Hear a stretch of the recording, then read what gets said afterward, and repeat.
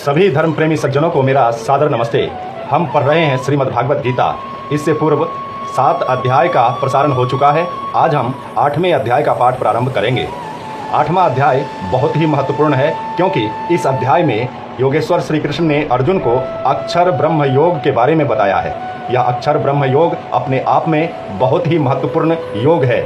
तो मैं पाठ प्रारंभ करने से पहले आप सभी धर्म प्रेमी सज्जनों से एक निवेदन करना चाहता हूं कि आप सभी लोग हमारे इस चैनल को सब्सक्राइब अवश्य करें। आपका सब्सक्राइब, आपका लाइक, आपका कमेंट तथा आप जो शेयर करते हैं उससे हमें प्रेरणा मिलती है, और उस प्रेरणा से प्रेरित होकर हम उत्तम से उत्तम प्रस्तुति आपके लिए प्रस्तुत करते हैं।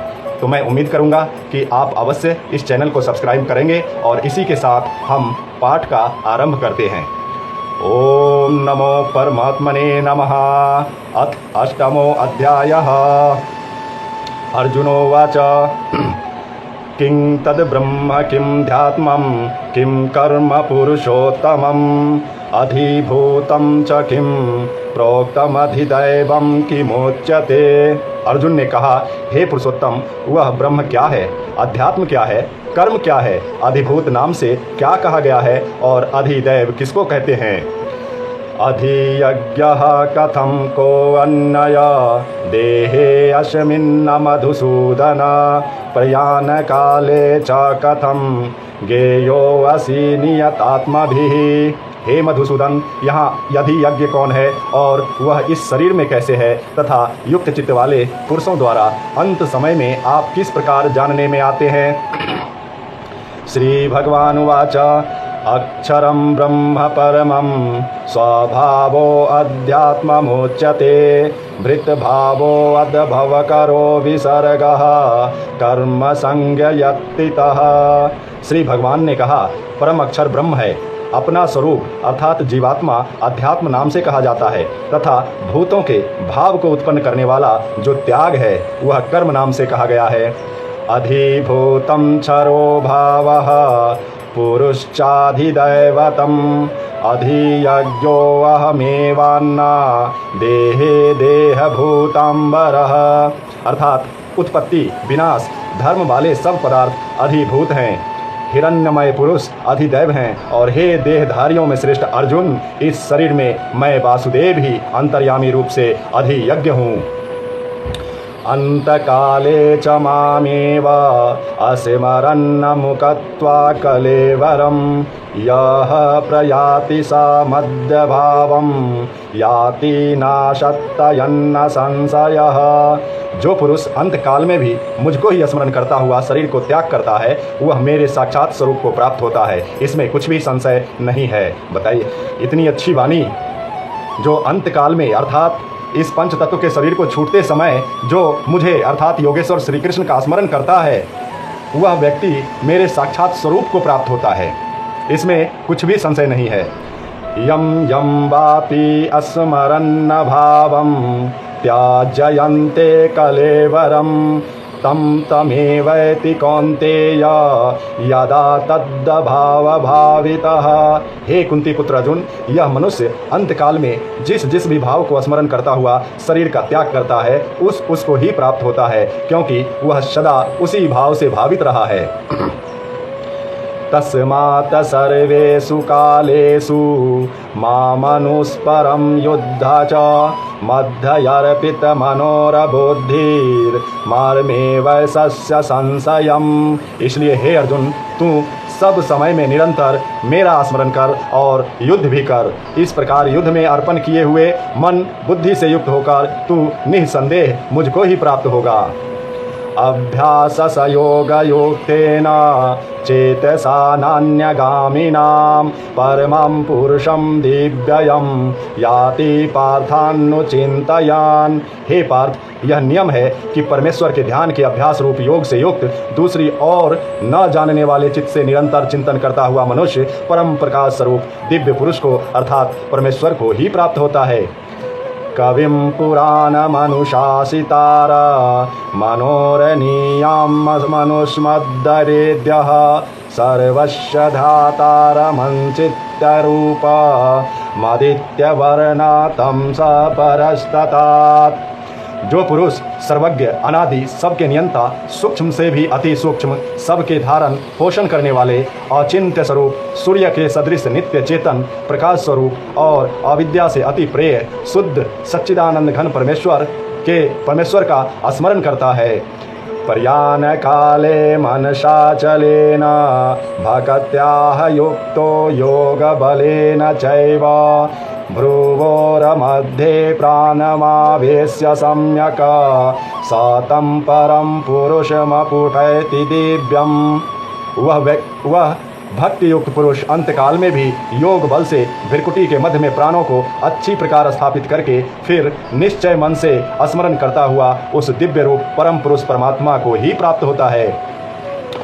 तदक्षरं वेद विदो वदन्नति विषन्नति यद्यतयो भीतरागः यदिच्छन्तो ब्रह्मचर्यचरन्नति तत्ते पदं संग्रहेण प्रवक्षये।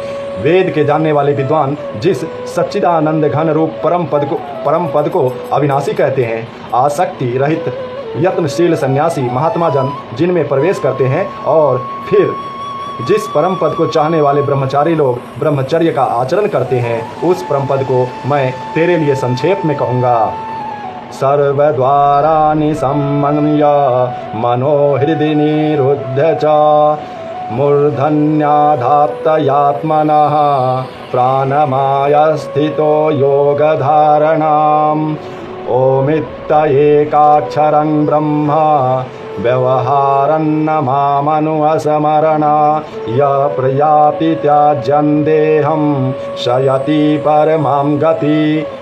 सब इंद्रियों के द्वारों को रोककर तथा मन को हृदय देश में स्थिर करके फिर उस जीते हुए मन के द्वारा प्राण को मस्तक में स्थापित करके परमात्मा संबंधी योग धारणा में स्थित होकर जो मनुष्य ओम इस एक अक्षर रूप ब्रह्म को आचरण करता हुआ और अनेक अर्थ स्वरूप मुझ निर्गुण ब्रह्म का चिंतन करता हुआ शरीर का त्याग करता जाता है, वह पुरुष परम गति को प्राप्त होता है। यह श्लोक संख्या 13 बहुत ही महत्वपूर्ण है। 8वें अध्याय श्लोक संख्या 13 अति महत्वपूर्ण है, क्योंकि इसमें योगेश्वर श्री कृष्ण ने एक आदेश दिया है कि जो भी व्यक्ति अपने मन को शांत करके अपने श्वास को मस्तिष्क में चढ़ा के और ओम का उच्चारण करता हुआ अपने प्राण का त्याग करता है, वह मोक्ष को प्राप्त करता है। अब इस बात से ज्ञात होता है कि संसार में ओम सर्वोत्तम नाम है। ईश्वर का ओम नाम सबसे उत्तम नाम है, जिसके बारे में भगवान श्री कृष्ण भी अर्जुन को बता रहे हैं। आज के समय में आज के मानव समाज न जाने भगवान को किन किन नामों से पूजते हैं, किन किन नामों से भजते हैं, जो कि उनका पूजना और भजना बिल्कुल ही निरर्थक साबित होता है। उस काल में, वैदिक काल में, सिर्फ पूरी दुनिया, समस्त मानव समाज एक ही नाम के नीचे नतमस्तक होते थे, एक ही नाम के उपासक थे, एक ही नाम का जाप करते थे और वह नाम था ओम, जो कि ईश्वर का मुख्य नाम है। इसलिए मैं सभी जनमानस से, सभी धर्म प्रेमी सज्जनों से यही आग्रह करना चाहूँगा कि अगर आप भी सच्ची भक्ति करना चाहते हैं, सच्ची निष्ठा अगर ईश्वर के प्रति है, तो ईश्वर को प्रसन्न करने के लिए ईश्वर का उपासना करने का सिर्फ एक ही मंत्र है, एक ही नाम है और वह नाम है ओम। और इस ओम की उपासना से आपके सारे मनोरथ सिद्ध होते हैं। इसलिए ओम का ही उच्चारण करते हुए, ओम का ही स्मरण करते हुए ओम का ही उपासना करना चाहिए। अगला श्लोक देखते हैं। अनन्यचेतः सततं यो मां स्मरन्ति नित्यशः तस्याहं सुलभ पार्थ नित्ययुक्तस्य योगिनः। हे अर्जुन, जो पुरुष मुझ में अनन्यचित होकर सदा ही निरंतर मुझ पुरुषोत्तम को स्मरण करता है, उसे नित्य निरंतर मुझ में युक्त हुए योगी के लिए मैं सुलभ हूँ, अर्थात उसे सहज ही प्राप्त हो जाता हूँ। मामुपेत्य पुनर्जन्म दुःखालयमशाश्वतं नाप्यनुवन्ति महात्मना संसिद्धि परमं गतः। परम सिद्धि को प्राप्त महात्मा जन मुझको प्राप्त होकर दुखों के घर एवं क्षण भंगुर पुनर्जन्म को नहीं प्राप्त होते। ब्रह्म भुवनाल्लोकः पुनरावर्तिनो अर्जुनः मामुपेत्य तु कौन्तेय पुनर्जन्म न विद्यते। हे अर्जुन, ब्रह्मलोक पर्यंत सब लोक पुनरावर्ती है, परंतु हे कुंती पुत्र, मुझको प्राप्त होकर पुनर्जन्म नहीं होता, क्योंकि मैं कालातीत हूँ और ये सब ब्रह्मादि के लोक काल के द्वारा सीमित होने से अनित्य है। सहस्त्र युग पर्यंत महर्याद ब्राह्मणो विदुः रात्रि युग सहस्रांता ते अहोरात्र विदो जनः। ब्रह्मा का जो एक दिन है उसको 1000 चतुर्युग की अवधि वाला और रात्रि को भी 1000 चतुर्युग की अवधि वाला जो पुरुष तत्व से जानते हैं वो योगी जन काल के तत्व को जानने वाले होते हैं। अब देखिए ब्रह्मा का एक दिन कितने बड़े होते हैं। ब्रह्मा का एक दिन 1000 चतुर्युगी का होता है, अर्थात चतुर्युग, चारों युग एक एक बार बीतता है, अर्थात ये सतयुग, त्रेता, द्वापर, कलयुग, ये चारों युग एक एक हजार बार बीतता है और फिर इसी तरह से यह चारों युग एक एक हजार बार बीतेगा। तो 1000 बार बीतता है तो दिन होता है और 1000 बार बीतता है तो एक रात होता है, अर्थात 4-4 हजार बार बीतने के बाद ब्रह्मा का एक दिन होता है। अब आप कल्पना कर सकते हैं, सोच सकते हैं कि ब्रह्मा का एक दिन कितना बड़ा होता है। और इस हिसाब से, इस अनुपात में ब्रह्मा जी 100 वर्ष तक सृष्टि का संचालन करते हैं, अर्थात जगे रहते हैं, सृष्टि करते हैं 100 वर्ष तक। अब सोच सकते हैं, कल्पना कर सकते हैं कि अरबों खरबों वर्ष व्यतीत हो जाते हैं उनके एक जीवन काल में, ब्रह्मा के एक सृष्टि काल में। अगला श्लोक है अव्यक्तादव्यक्तयः सर्वा प्रभवन्तयः रागमे रात्र्यागमे प्रलीयन्ते तत्रैवाव्यक्त संजके। संपूर्ण चराचर भूतगण ब्रह्मा के दिन के प्रवेश काल में अव्यक्त से अर्थात ब्रह्मा के सूक्ष्म शरीर से उत्पन्न होते हैं और ब्रह्मा की रात्रि के प्रवेश काल में उस अव्यक्त नामक ब्रह्मा के सूक्ष्म शरीर में ही लीन हो जाते हैं। भूतग्रामः सह एवायं भूत्वा भूत्वा प्रलीयते रात्रागमे वशः पार्थ प्रभवत्यः रागमे। हे पार्थ, वही यह भूत समुदाय उत्पन्न होकर प्रकृति के बस में हुआ रात्रि के प्रवेश काल में लीन होता है और दिन के प्रवेश काल में फिर उत्पन्न होता है। परस्तस्मातु भवो अन्नयो अव्यक्तो अव्यक्त सनातनः यः सः सर्वेषु भूतेषु नश्यस्तु न विनश्यति। उस अव्यक्त से भी अति परे दूसरा अर्थात विलक्षण जो संसार, जो सनातन अव्यक्त भाव है, वह परम दिव्य पुरुष सब भूतों के नष्ट होने पर भी नष्ट नहीं होता।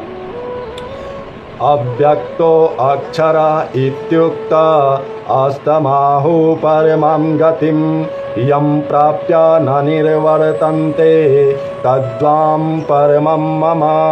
जो अव्यक्त अक्षर इस नाम से कहा गया है उसी अक्षर नामक अव्यक्त भाव को परम गति कहते हैं, तथा जिस सनातन अव्यक्त भाव को प्राप्त होकर मनुष्य वापस नहीं आते वह मेरा परम धाम है।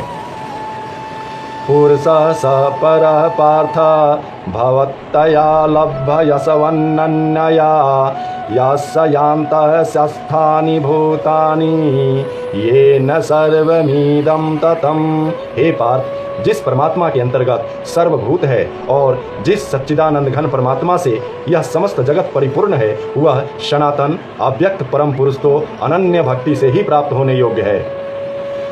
यत्र काले त्वनावृत्ति मा वृत्ति चैव योगिनः प्रयाता यान्ति तं कालं वक्षयामि भरतवर्षभ।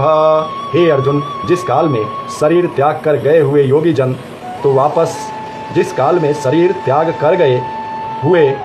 तो वापस न लौटने वाली गति को और जिस काल में गए हुए वापस लौटने वाली गति को ही प्राप्त होते हैं, उस काल को अर्थात दोनों मार्गों को कहूँगा। 2 मार्ग होते हैं, उन दोनों मार्गों के बारे में बता रहे हैं।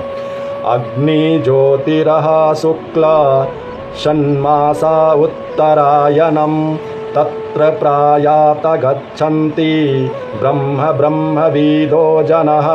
जिस मार्ग में ज्योतिर्मय अग्नि अभिमानी देवता है, जिसका अभिमानी देवता है, शुक्ल पक्ष का अभिमानी देवता है और उत्तरायण के 6 महीनों का अभिमानी देवता है, उस मार्ग में मरकर गए हुए ब्रह्मवेत्ता योगी जन उपर्युक्त देवताओं द्वारा कर्म से ले जाए जाकर ब्रह्म को प्राप्त होते हैं। ध्रुमो रात्रियस्तथा कृष्ण षण्मासा दक्षिणायनं तत्र चंद्रमाशं ज्योतिर्योगी प्राप्य निर्वर्तते।